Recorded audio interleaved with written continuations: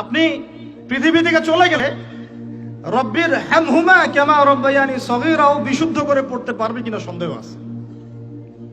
দোয়া করে রব্বির হামহুমা কামা রাব্বায়ানি সাগীরা, এই একটা বাক্যের মধ্যেই 5টা-6টা ভুল হলো। বলে রব্বির হামহুমা কামা রাব্বায়ানি সাগীরা, এভাবে বলে আপনার ছেলে। ব্যর্থ পিতা আপনি, একজন ব্যর্থ পিতা, একজন ব্যর্থ মা। যে মা, যে পিতা সন্তানকে কোরআন শেখাতে পারলো না, এর চেয়ে হতভাগায় পৃথিবীতে কেউ নাই। কোরআন আল্লাহ পাক আপনাকে দিয়েছেন শোকেজের মধ্যে তুলে রাখতে। বাবা মারা গেলে 3 দিনের দিন বের করবেন, 40 দিনের দিন বের করবেন, আর বছর কি দিন বের করবেন? ওই দিন হুজুরকে খুঁজবেন, হুজুর আসেন জানাজা পড়ায় দিয়ে যান। অন্য সময় দাড়ি টুপি পাগড়ি জুব্বা দেখলে ভয় আতঙ্কে বাড়ি ভাড়া পর্যন্ত দেন না। হুজুরকে দরকার হয় কখন? নিজের জানাজার সময়। বাড়ির কেউ মরলে, দোকান উদ্বোধন করবে, তখন জিলাপি আর খোরমার দরকার হয়। আর আমরাও এমন গায়রতহীন হয়ে গেছি, 500,000 টাকার জন্য আবার জানাজা পড়াতেও যাই। একটা প্যারালাইজড নোংরা প্রজন্ম গড়ে তুলছি আমরা। শিক্ষার কিছুই নাই, এখন কিচ্ছু নাই। আপনি কি মনে করছেন আমি আমার আবেগ থেকে কথা বলছি না? প্রত্যেকটা কথার রেফারেন্স এবং দলিল আমি আপনাকে ডিবেট করে প্রমাণ করতে পারবো। ইসলাম তো আস্তে আস্তে মিটিয়ে দিয়েছেনই, এখন যে নৈতিক শিক্ষাটুকু ছিল সেটাও নাই। এরা সার্টিফিকেটের জন্য পড়াশোনা করে, অনলি ফর চাকরি, অনলি ফর একটা ইন্টারভিউ। এই শিক্ষায় শিক্ষিত হয়ে এই জাতি কোনোদিনও সফল হতে পারবে না ইনশাআল্লাহ তাআলা, কোনোদিনও না। ইসলাম বিবর্জিত কোনো শিক্ষা ব্যবস্থা দিয়ে আল্লাহর জমিনে মুসলমানরা অধঃপতন ছাড়া আর কিচ্ছু পাবে না। ইসলাম বিবর্জিত কোনো শিক্ষা ব্যবস্থা দিয়ে আল্লাহ পাকের জমিনে মুসলমানরা মার খাওয়া ছাড়া কোনো পথ নাই। মূল কথায় আসেন। মূল কথা হচ্ছে আমরা ইসলামিক ফ্যামিলিতে জন্ম নিয়েছি, কালিমা লা ইলাহা ইল্লাল্লাহ এর অর্থই বুঝি না। আমরা ঈমান ভঙ্গের কারণ জানি না। ঈমান ভঙ্গের 10টা কারণ আছে, এটা আমরা জানি না। আমরা হয়তো অনেকে জানি ওযু ভঙ্গের কারণ কয়টা, কোন কোন কাজ করলে, কোন কোন কথা বললে ঈমান ভঙ্গ হয়ে যায়, এটা আমরা জানি না। মুসলিম পরিবারে জন্ম নিয়েছি, আমরা ইসলামের এই নেয়ামত মোটেই স্বীকার করতে পারি নাই, বুঝতে পারি নাই। যারা সংগ্রাম করে, সবর করে, রক্ত দিয়ে, জীবন দিয়ে ইসলাম প্রতিষ্ঠা করেছিলেন নবীর যুগে, তারা বুঝতেন ইসলামের স্বাদ কি, তৃপ্তি কি, ইসলামের নূর কি জিনিস। রেডিমেড পেয়েছি ইসলাম, ইসলামের আলিফ পর্যন্ত আমাদের ভিতরে ঢোকে নেই এখনো।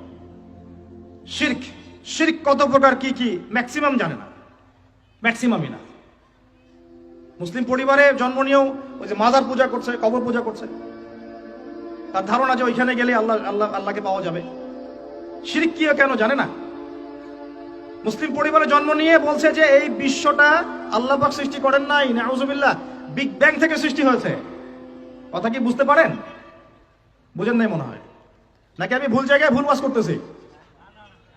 মুসলিম পরিবারে জন্ম নিয়ে বলছে মহাবিশ্ব বিগ ব্যাং থেকে সৃষ্টি হয়েছে, মানে আল্লাহ সৃষ্টি করেন নাই।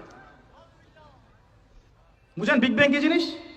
আল্লাহ পাক সূরা আম্বিয়াতে বলেছেন, আওয়ালাম ইয়ারাল্লাযীনা কাফারু, কাফেররা কি দেখে না, আন্নাস সামাওয়াতি ওয়াল আরদা, এই পুরো 7 আকাশ এবং এই জমিন পৃথিবী, কানাতা রাতকান ফাফাতাকনাহুমা, এটা একটা বিন্দুর মধ্যে ছিল।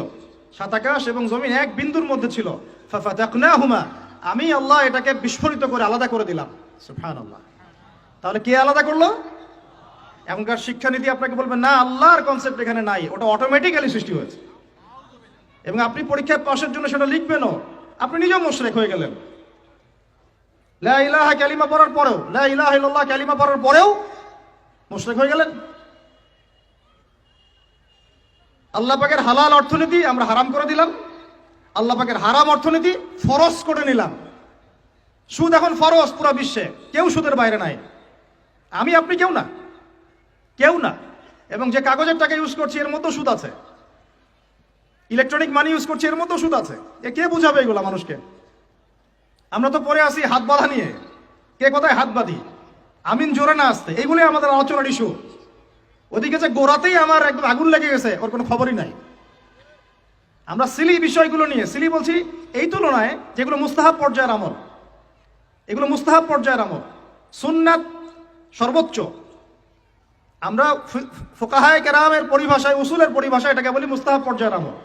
আমরা এইগুলো নিয়ে ঝগড়া করে মসজিদ ভাগ করতেছি। অর্থনীতির মধ্যে সুদ, পুরো বিশ্ব ব্যবস্থার মধ্যে হারাম, তাগুতি শক্তি, পুরো ওয়ার্ল্ডের যে রাজনীতি এর মধ্যে কুফর, ইহুদি, খ্রিস্টান, জাইনিসদের আগ্রাসন, প্রত্যেক দেশে দেশে মুসলিমদের উপরে নির্যাতন, শিক্ষানীতির মধ্যে ইসলাম বিবর্জন, সব চলতেছে আর আমরা ছোট ছোট বিষয়গুলো নিয়ে তর্ক করতেছি।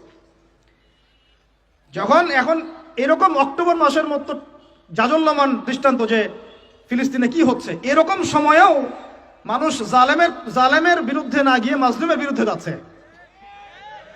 এইরকম ইস্যুতেও মানুষ মাজলুমদের পক্ষ না নিয়ে, কিছু কিছু মানুষ মাজলুমদের পক্ষ না নিয়ে জালেমদের পক্ষ নিচ্ছে, সমাজের শায়েখ পরিচয় দিচ্ছে।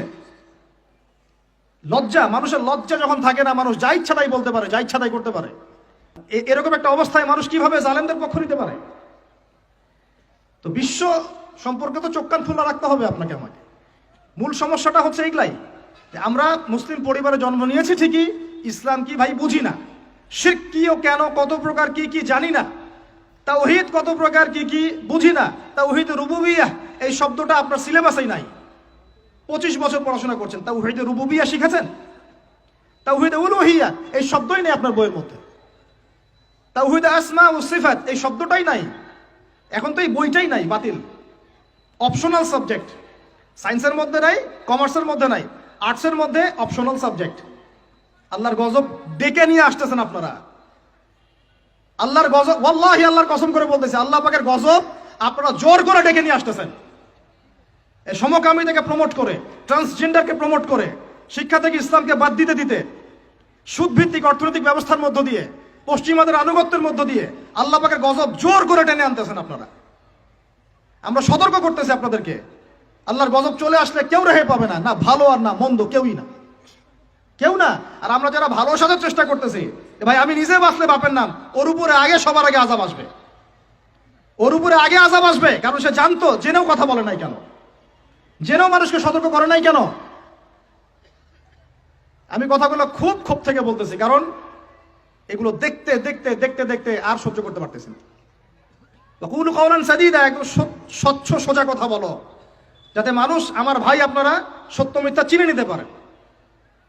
যখন উম্মতের উপর যখন কোনো পরীক্ষা আসে, ভালো করে বোঝেন, উম্মার উপর যখন কোনো পরীক্ষা আসে, যখন আপদ বিপদ বিপর্যয় আসে, ওই সময় আপনি চিনতে পারবেন কে প্রকৃত কাফের, কে জালেম, কে মুনাফিক, আর কে প্রকৃত মুমিন।